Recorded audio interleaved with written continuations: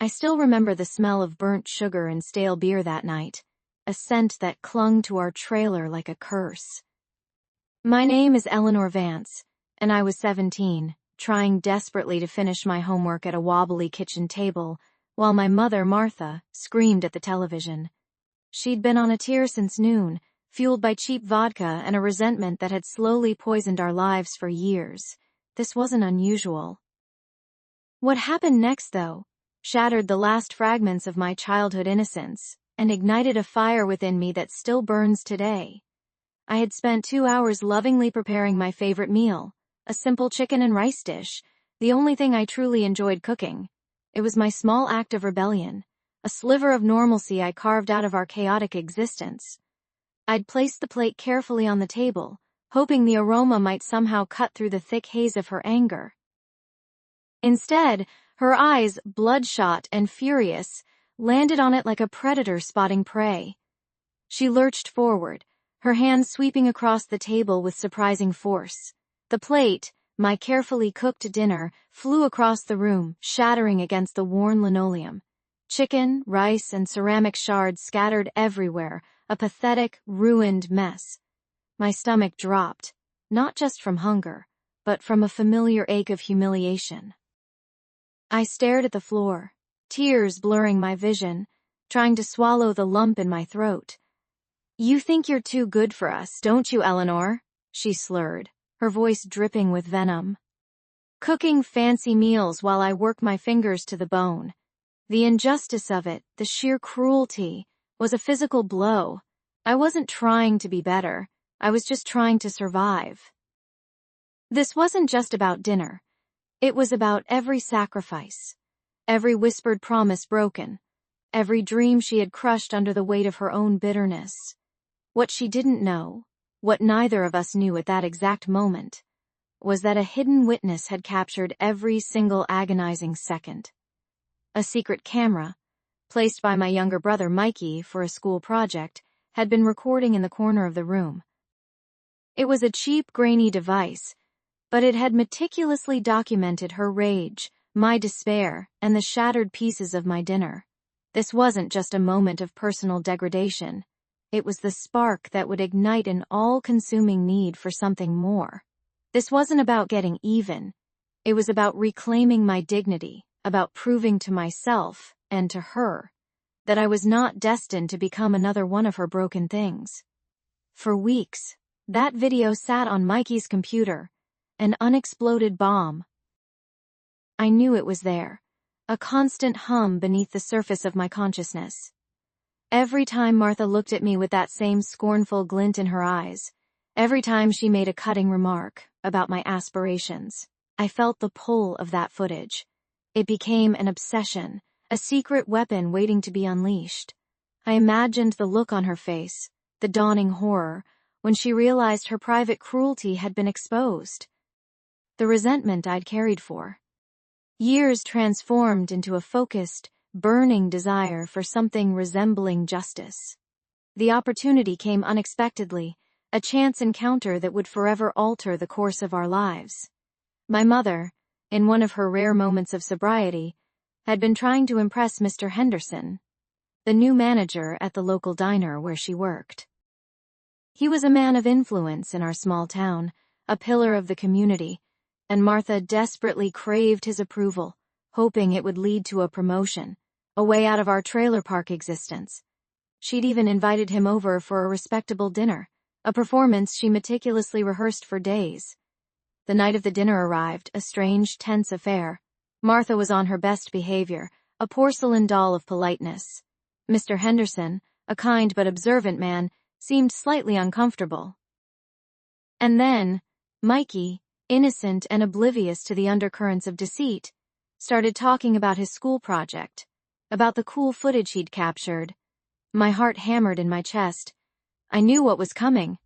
Martha's eyes widened, a flicker of panic in their depths. She tried to dismiss it, to change the subject, but it was too late. Mikey, with the guileless enthusiasm of a child, offered to show Mr. Henderson his documentary. The moment that grainy video flickered onto the old television screen, The air in the room solidified. The clinking of cutlery stopped. Martha's carefully constructed facade began to crack. Mr. Henderson watched, his expression shifting from polite interest to stunned disbelief as he witnessed the raw, unedited footage of Martha's cruelty, her hateful words, and my shattered dinner. He saw her for who she truly was, not the put-together woman she pretended to be.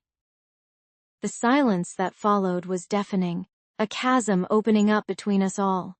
Martha's face, pale and contorted, finally registered the full weight of her exposure. Her carefully constructed world, built on lies and manipulation, was crumbling before her eyes. What would happen next would change everything, not just for her, but for me, forever. My name is Amelia, and for as long as I can remember, my life has been a relentless battle against the woman who should have been my greatest comfort, my mother, Eleanor. Our house, a sprawling, albeit aging, colonial in the heart of suburban Connecticut, always felt less like a home and more like a carefully curated stage for Eleanor's endless dramas.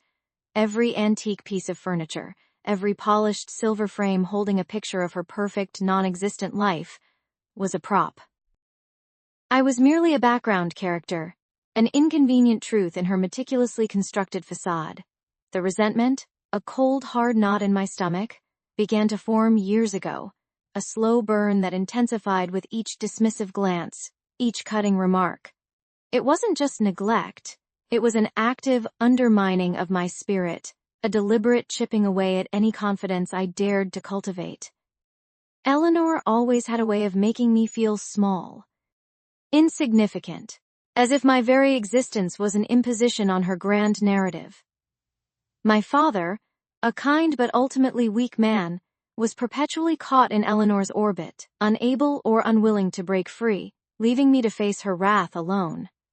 He'd offer a sympathetic look, a soft word, but never a stand, never a shield. That absence of protection felt like its own betrayal. The evening that truly set things in motion, the night the resentment fully bloomed into something far more dangerous, started like any other. The air was thick with the scent of Eleanor's expensive perfume and the cloying sweetness of the pot roast she'd meticulously prepared. Not for us, but for her weekly bridge club. I had spent the afternoon studying for my AP history exam, locked away in my room trying to escape the oppressive atmosphere downstairs. When I finally emerged, famished, I found a plate of lukewarm leftovers waiting for me on the kitchen counter, a clear sign of my place in the hierarchy. As I sat at the vast empty dining table, a relic of Eleanor's ancestors, picking at the congealed gravy, Eleanor swept into the room. She was dressed impeccably, a silk scarf artfully draped, her hair styled in perfect waves. Her eyes, usually cold, glinted with a predatory amusement as she surveyed me. "Amelia," she purred, her voice dripping with an artificial sweetness that always preceded a verbal lashing. "Still eating like a stray dog, I see. Can't you manage to look presentable even for a simple meal?" My fork clattered against the ceramic plate. "I'm just trying to eat, Mother," I mumbled, my voice barely a whisper. My cheeks burned with shame, a familiar sensation in her presence. I knew what was coming. I always did. She thrived on these moments, on asserting her dominance, on reminding me of my supposed inferiority. It was a performance she never tired of, and I, her unwilling audience, was trapped. She glided closer, her designer heels clicking softly on the hardwood floor, each step a deliberate punctuation mark to her impending monologue. "Honestly, Amelia, you have no grace, no decorum. It's embarrassing. How do you expect to ever amount to anything if you can't even hold a fork correctly?"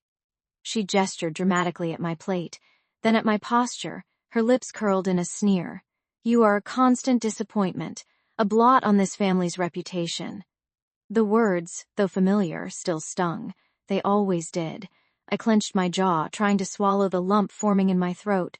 I just wanted to finish my meal, retreat to my room, and pretend none of it had happened, but Eleanor wasn't finished. Not by a long shot. She never was. "You know," she continued, her voice rising slightly, I sometimes wonder why I even bother. All the opportunities I've given you, all the sacrifices I've made. And for what? To have a daughter who looks like she crawled out from under a rock? A daughter who can't even manage a simple dinner without looking like a barbarian? Her eyes narrowed, her gaze piercing me with an intensity that made my stomach churn. You are an ungrateful, slovenly child, Amelia.